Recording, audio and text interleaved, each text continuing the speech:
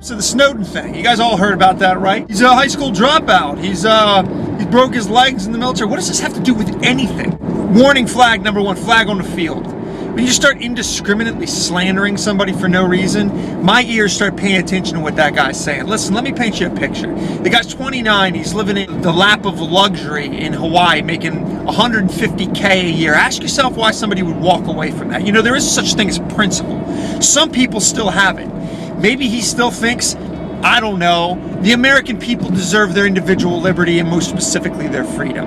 I know it's sold so cheaply today for an Xbox and a few hours of reality television at night, but some of us don't think so.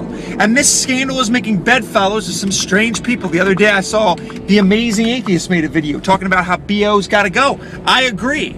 This guy did campaign saying he was going to be a big reformer in this respect. It was one of the few things I agreed with him on. What do you know? He doubles down on Orwellian Big Brother nonsense. And let's just be intellectually honest. You can trace all these Orwellian breadcrumbs all the way back to the Bush administration. Now we get the Patriot Act on steroids. Listen, I'm a veteran, I'm an Iraq war veteran. You have to sell me on the need for national security. I realize that.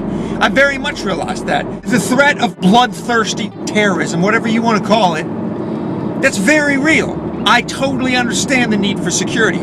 But isn't it ironic that right now the federal government, BO, tells us we have to trust the federal government on the heels of scandal after scandal after scandal, where they've wielded the power of the federal government against its own citizens. Now we're supposed to just believe you, just trust you?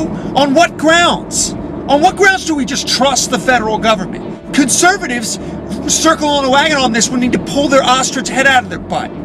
You're all wet on this one. This guy, I'm not writing this guy off with all this slander. And no, you need to listen to this guy. You need to lean in and pay attention. I'm sorry. I'm calling him as I see him.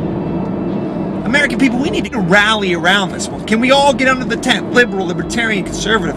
We should all be able to agree on the fact that the federal government has stepped way out of bounds. Listen, this constitutional agreement we have with our government, this lending of power to the governing over the governed, this is all contingent on the fact that they obey the laws. It's like playing a football game where they don't pay any attention to boundary. There's no out of bounds for them. There's no penalties for them. And we're supposed to obey the rules. We're supposed to obey the laws while they urinate all over them publicly. At what point do we entertain the idea and see this stuff through a different lens that maybe this kind of stuff, this Snowden kind of stuff, is what we're left to resort to? Because these people in charge are totalitarian thugs. And the American people, if they only had the will, could push back against them. I know Rand Paul is trying to sue them. I'm all in favor of this. Listen, people, it's not okay. It's not okay. Freedom is everything. It's absolutely everything. Don't sell it so cheaply. It's my 2 cents. Thank you for listening. Anybody who says differently, they will call them liars, racist, extremists, sexist, bigots. They'll say anything to take them down.